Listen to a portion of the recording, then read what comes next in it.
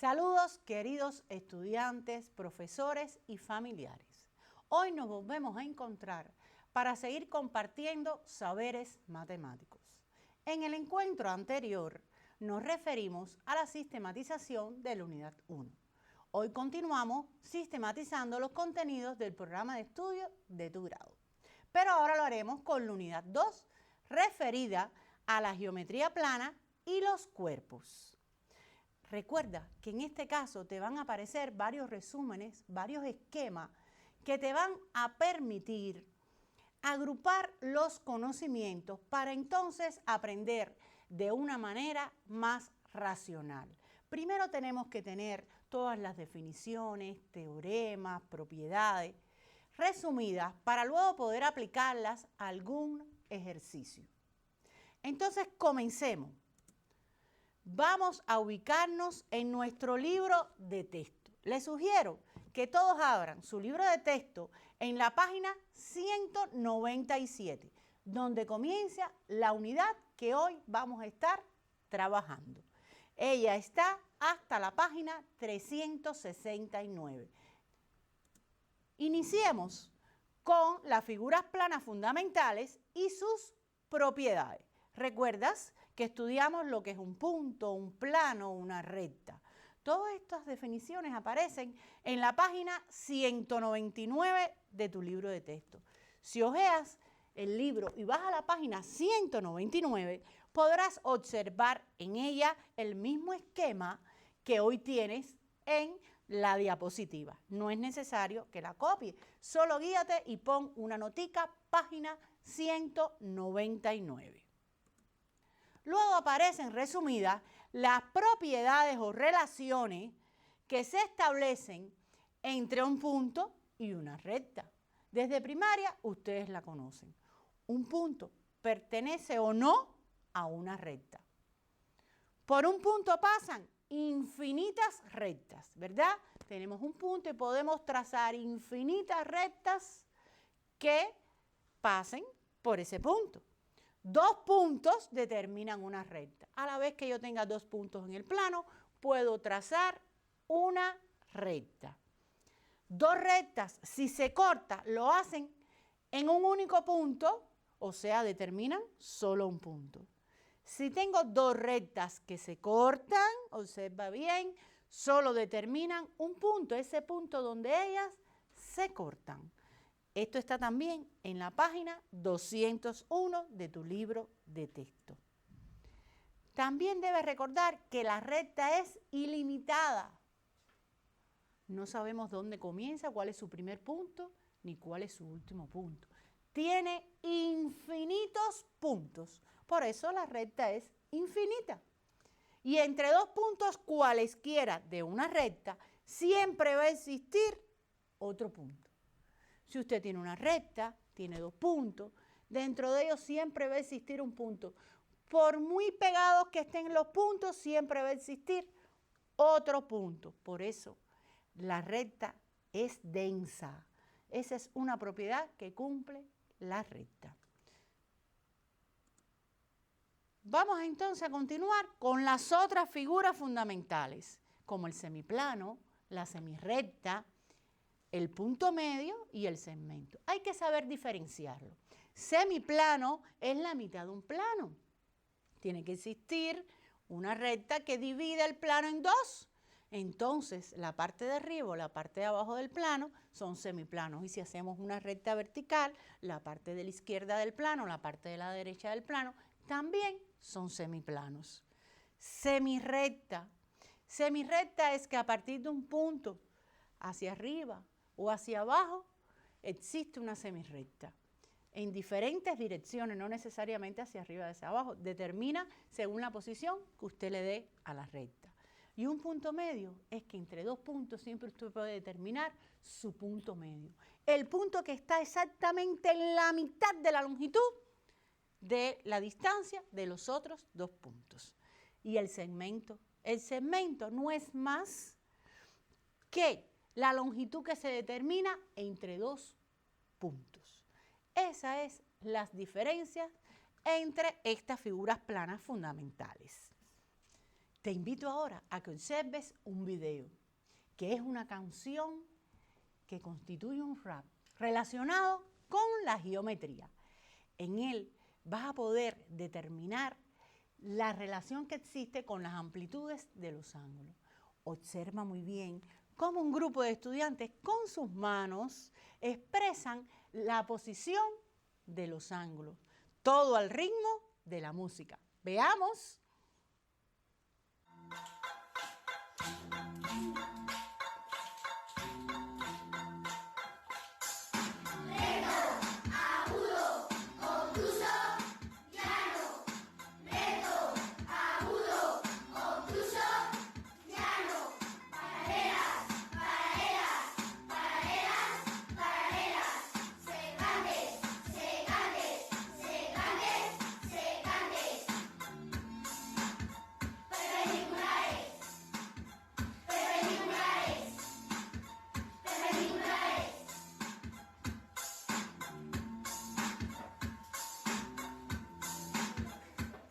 ¿Viste? Qué curioso, cómo los estudiantes podían representar cuando las rectas eran paralelas, cuando el ángulo era agudo, cuando era obtuso, cuando era recto. En esta diapositiva que ahora vas a observar, está resumido la clasificación de los ángulos según su amplitud y también los tipos de ángulos, los suplementarios y los complementarios. Recuerda que los suplementarios suman 180 grados y los complementarios suman 90 grados. No es necesario que copies esta diapositiva. Todo esto aparece resumido en tu libro de texto, pero sería interesante que hubieras podido captar la idea que se presenta en el video con relación a la posición de los ángulos, con relación a su amplitud. Pero vamos a analizar entonces las posiciones relativas de dos rectas del plano, que también aparecían en el video. Rectas paralelas, rectas secantes. Las rectas paralelas pueden ser coincidentes o no coincidentes. Cuando coinciden, están una sobre la otra. Y entonces todos los puntos de una pertenecen a la otra. Todos sus puntos son comunes. Mientras cuando no son coincidentes, cuando las rectas paralelas no son coincidentes, pueden ser como representaban los estudiantes así o así, con sus manos. Estamos hablando de dos rectas que no tienen puntos comunes. Y cuando son secantes, fíjate que cuando son secantes ellas se cortan en un punto, tienen un único punto común. Y un caso particular de ellas es las que son perpendiculares. Pero en este caso, cuando son perpendiculares, es porque tienen un ángulo de 90 grados, o sea, un ángulo recto. Eso lo pudiste observar en la representación con las manos que durante el RAP iban haciendo los estudiantes. Pero también existe la posibilidad de ángulos que se determinan cuando dos rectas se cortan. Sí, eso lo has estudiado desde la educación primaria. Cuando dos rectas se cortan, se forman ángulos opuestos por el vértice, que tienen entonces su vértice común. Recuerda su posición, mira la diapo, no solo es el 1 con el 2, el que está a la izquierda y a la derecha, también son opuestos por el vértice. Y en el caso de los adyacentes, recuerda que los adyacentes suman 180 grados, forman un ángulo llano, correcto, y tienen, por supuesto, un lado común. Y los ángulos formados por dos rectas cortadas por una tercera. Esto está en la página 256 de tu libro de texto. Estamos hablando de los ángulos correspondientes, los alternos y los conjugados. Fíjate, solo he mencionado dos rectas cortadas por una tercera. No he especificado la posición de ninguna de las rectas. Observa que las rectas R y S están cortadas por la secante T, que cuando los ángulos son correspondientes, analiza que con relación a la secante hay dos posiciones, a la izquierda y a la derecha. Y con relación a las rectas, hay regiones. La región interna, la que está entre las rectas, y las externas, o sea, la región externa, la que está fuera de las rectas. ¿Que cuándo son correspondientes? Sí. Observa, correspondientes están situados al mismo lado de la secante. Mira bien en la diapositiva, en este caso los dos están a la derecha de la secante. Pero uno está en la región externa y el otro está en la región interna y no tienen vértice común. Observa bien, el primer ángulo que te aparece representado sobre la recta R está en la región externa de R y el segundo que está sobre la recta S está en la región interna, pero los dos están a la derecha. Les corresponde la misma posición con respecto a la secante, pero distinta región con respecto a las rectas que están cortadas por esta secante. En ese momento es cuando los ángulos son correspondientes. Y los alternos, fíjate que la palabra dice alterno, vas a alternar posiciones. Por tanto, están situados en distintos lados de la secante. Uno está a la derecha y el otro está a la izquierda. Pero están en la misma posición con respecto a quién, a las rectas. Fíjate que los dos están en la región externa, tanto de la recta R como de la recta S. Fíjense bien que ellos están alternando su posición. Observa, con respecto a la secante T, uno está a la derecha y el otro está a la izquierda. Uno está en la zona externa, en la región externa, con respecto a R, y el otro está en la región externa con respecto a la recta S. Estos son los ángulos alternos. Tú puedes buscar con esa representación qué otros ángulos que ahí también se determinan son también alternos. Y los conjugados, no vamos a conjugar ahora su posición. Pues bueno, pues vamos a conjugarla. Están situados al mismo lado de la secante. Observa que ahora los dos están a la derecha de la secante. Pero ¿qué es lo que vamos a conjugar? La región con relación ¿a quién? A las rectas. Uno está en la posición interna y otro está en la posición externa. Repetimos, ninguno de ellos tiene vértice común. Todo esto te aparece en la página 257 de tu libro de texto. Por eso es que no es necesario que copies la diapositiva y hagas la representación. Solo anota página 257, ángulos determinados por dos rectas cortadas por una tercera. ¿Y cómo será la relación entonces? Cuando las rectas que son cortadas por una tercera son paralelas. Ahora sí estamos dando condición. Estamos diciendo que las rectas que son cortadas por una tercera, que es la secante, son paralelas entre sí. Entonces aquí se cumplen diferentes propiedades. Los ángulos correspondientes son iguales. Tienen la misma posición que ya explicamos anteriormente, pero cuando están entre paralelas, sus amplitudes son iguales, o sea, tienen la misma amplitud. Y a los alternos les sucede lo mismo, tienen la misma posición que ya explicamos anteriormente, pero cuando están entre paralelas, su amplitud es igual. ¿Y qué sucederá entonces con los ángulos conjugados? Pues los ángulos conjugados, sus amplitudes suman 180 grados. Fíjate bien, si no dice la condición de que las rectas sean paralelas, usted no puede asegurar que la amplitud de los correspondientes es la misma, que la amplitud de los alternos es la misma, ni tampoco que los ángulos conjugados suman 180. Solo sucede estas tres condiciones cuando las rectas que son cortadas por la secante son paralelas.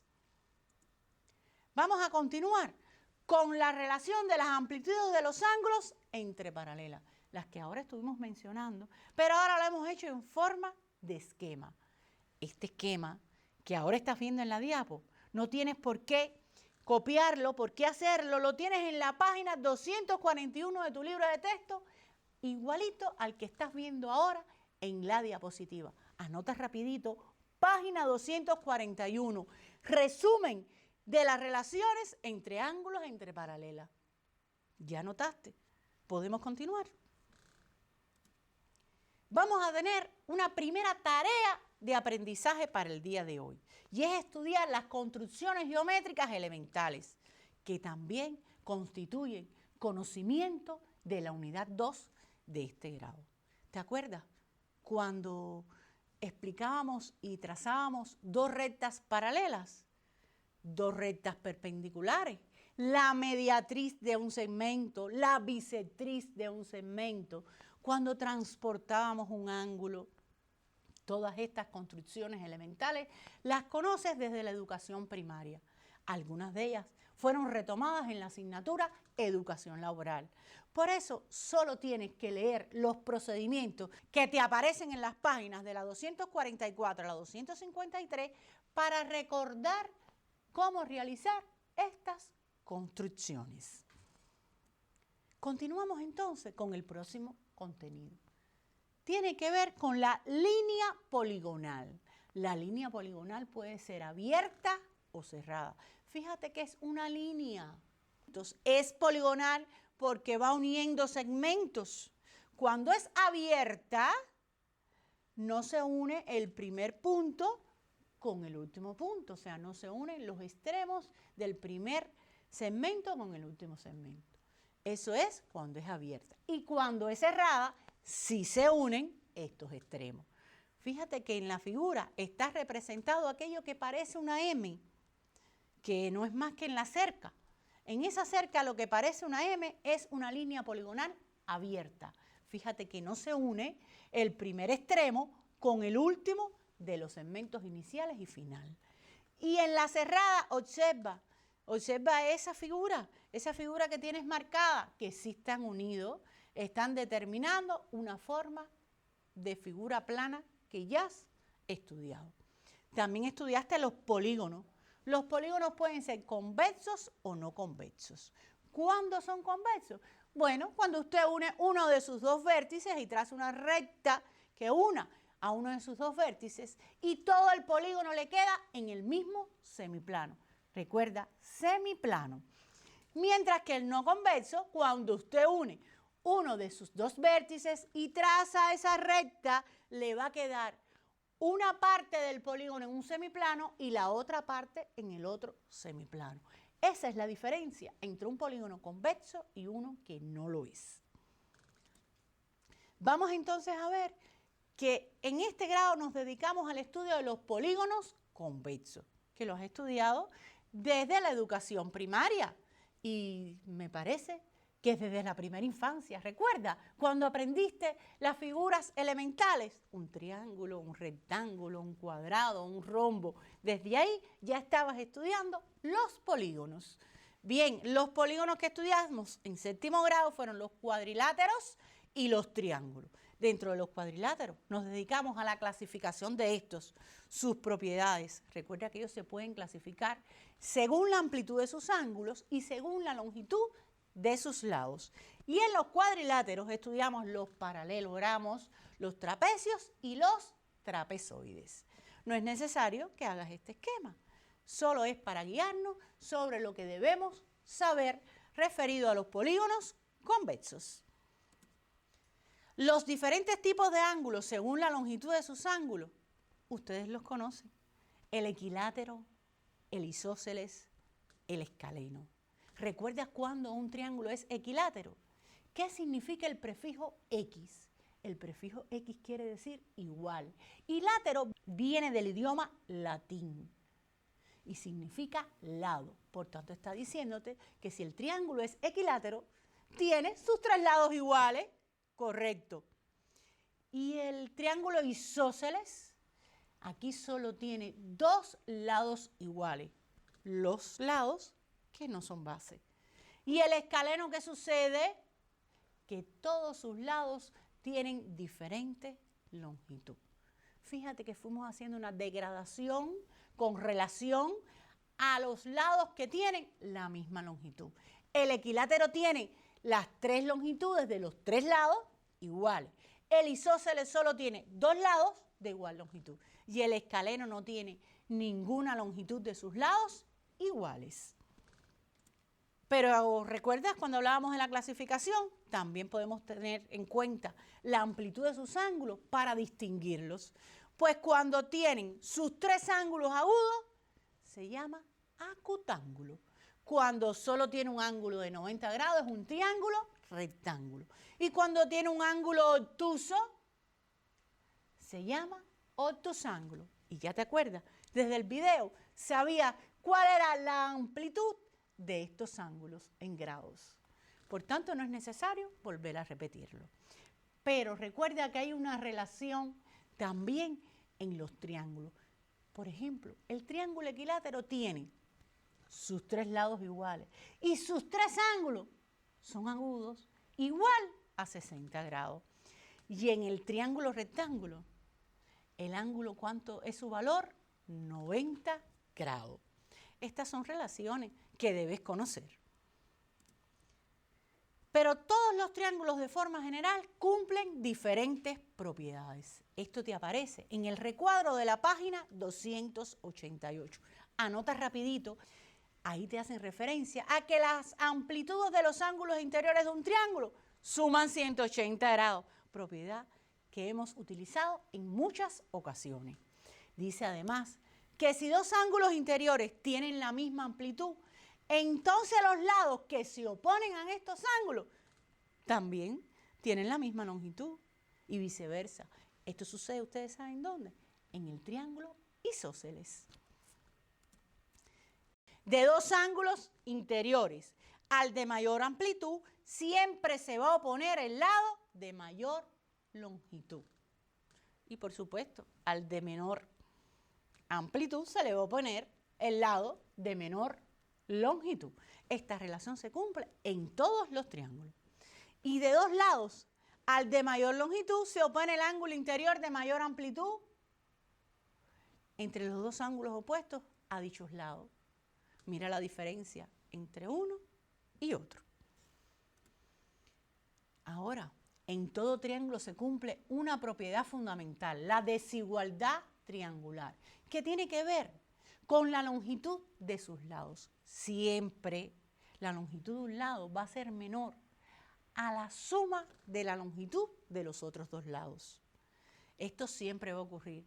Para usted demostrar que una figura en la cual usted conoce la longitud de sus tres lados realmente es un triángulo, usted debe aplicar la propiedad de la desigualdad triangular. Debe verificar que siempre se cumple. Lo debe hacer para los tres lados, para la longitud de los tres lados.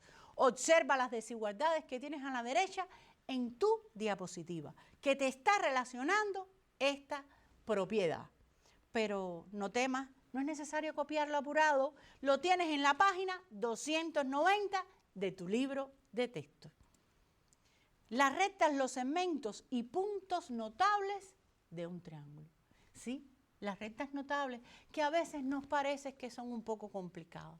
No, tú las conoces. ¿Sí?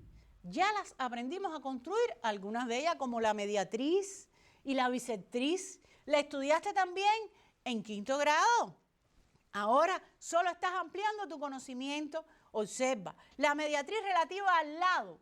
La mediatriz tiene relación con el lado. Fíjate que observa la palabra media. Si viene de medio, tiene que pasar por el punto medio de ese lado que le estás determinando la mediatriz. Pero la característica fundamental es que esa recta, ¿cómo va a ser? Perpendicular al lado que le estás trazando la mediatriz y pasa por su punto medio. La mediana relativa al lado, en este caso, solo sucede que el segmento recta va a ir del vértice opuesto al punto medio de este lado. Así vas a poder analizar las otras dos rectas notables, la altura y la bisectriz. Observa también que donde se unen todas estas rectas en un triángulo reciben un nombre. Todo esto lo tienes en la página 295 a la 300 de tu libro de texto. ¿Y los cuadriláteros convexos? También los has estudiado ya. En los cuadriláteros convexos los dividimos en paralelogramos, trapecios y trapezoides. Eso lo tienes en la página 305. Y sus propiedades muy significativas, en ese recuadro que tienes en la página 307, tienes resumido sus propiedades como ahora observas en esta diapositiva. Es muy importante que las conozcas. Ellas no se aprenden de memoria, solo analiza la figura y podrás darte cuenta cómo se cumplen en ella. En los paralelogramos hay también propiedades específicas. Continúan en tu mismo recuadro, no temas, ahí las tienes todas. Te las estoy mostrando para que tengas una guía a la hora de hacer referencia y anotar. Tienes también un esquema donde te relaciona todos estos paralelogramos. Un esquema donde va incluyendo uno con el otro. Muy importante, que también tienes en tu libro de texto. Yo te propongo hacer un resumen de las propiedades de los trapecios y los trapezoides, similar a la que te aparece en el cuadro anterior. Los movimientos del plano también los estudiaste desde la educación primaria, por tanto los puedes resumir que están en la página 267. No olvides, solo es hacer un resumen de estos movimientos. Y algo muy importante, como cerramos la unidad con la circunferencia y el círculo. Tienes que marcar la diferencia entre una circunferencia y un círculo. Conocer los elementos de este, que están en la página 319. Además, las relaciones entre los elementos de la circunferencia, que también están en la misma página. Y las posiciones relativas entre la circunferencia y la recta. También las posiciones entre dos circunferencias. Y de los cuerpos, ¿qué estudiamos de los cuerpos? De los cuerpos geométricos, solo estudiamos en esta unidad, ¿cuáles? El cubo y el octoedro. Y determinamos el volumen de estos dos cuerpos. No olvides tomar ese resumen. Sin más, me despido de ustedes esperándolos en un próximo encuentro. Pero no olviden lavarse las manos consecutivamente, cada 20 segundos, bien entre los dedos, para cumplir con las medidas de higiene. Todos quedándonos en casa.